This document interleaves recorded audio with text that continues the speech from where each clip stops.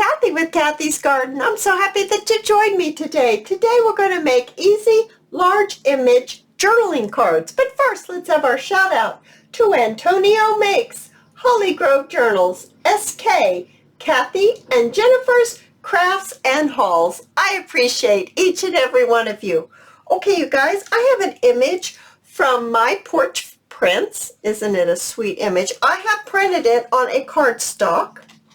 And what I'd like to do is bring in some more of the tracing paper I used in the last video. I have the few little scraps, and I'd like to make a pocket about right here. So that's about 3 inches tall. So I also want to sew around it and sew this on. Now you can glue this pocket on if you don't want to sew. So I'm going to sew and I'll be right back. Okay, so I just sewed it on and I have extra that I need to trim off. So I'm going to do that trimming. I have a few that I have completed and I would like to show those to you, to you after I complete this one. So now we have our pocket all sewn on. I'm going to round the corners like this. Oops. Well, it's just chewing it right here. I don't know why. Let's try it over here. There. I don't know why that was chewing it like that, but there's a little piece that didn't come off. Let's get that fixed up. Clean it up just a little bit. There we go. Looks wonderful. Now I need to ink just a little bit around the edge. It's a dark image in some spots, so it's not going to show up everywhere, but it surely will on the back. And I'm just going to ink it up just like this. Just make it just a little bit darker on the back since it is a wider cardstock. Now I could have put coffee dyed paper back here, but I just chose not to. And I would like to bring in a pink ruffle. It's actually, I should say, it's a white ruffle with a pink piece of fabric, and I sewed my ruffle on, and I think I'd like to attach it right here on the edge. I think that's very pretty. I think it really goes well with her dress. I love her dress, and showing her petticoat down here at the bottom. I really like this image.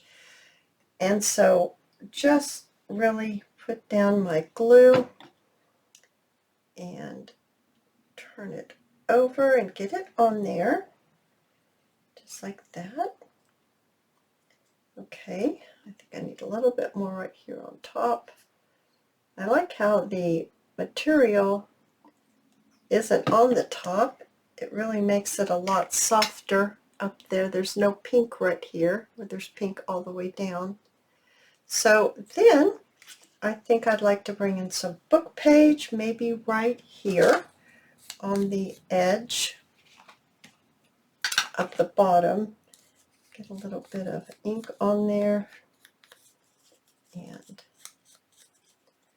I have to be delicate with this because this is such old paper that it does not do well and it breaks. So let's see, here's my Tombow glue, and I'm just going to get this on here. We all have these larger images, and sometimes they're not easy to use, but I really like making a large journaling card with them. I think they really are quite useful in a journal. Slip it into a belly band, put a hinge on it, put it on a page. Oh, there's so many different things you can do with these. I'm just going to ink this up. This is from Shabby Dabby Doodah. The number, I think the number's from Shabby Dabby Doodah too. And I'm just going to put some glue onto the rose cluster and pop it on here. I'm going to get it pretty far underneath. Well, it's pretty stuck all of us already. Just boom, it's stuck. There was no pulling that up. I don't know why it stuck so quickly, but it did. I think I'd like to put this little butterfly right there. I really like how this turned out.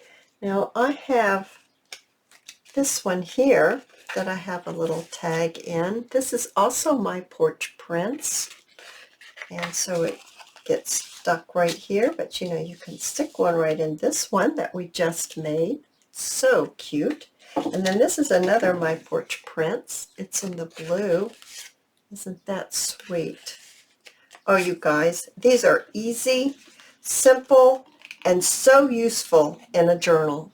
I hope you enjoyed this video. If you did, please give me a thumbs up. I invite you to subscribe to my channel, and I'll see you in my next video. I'll see you there, guys. Bye now.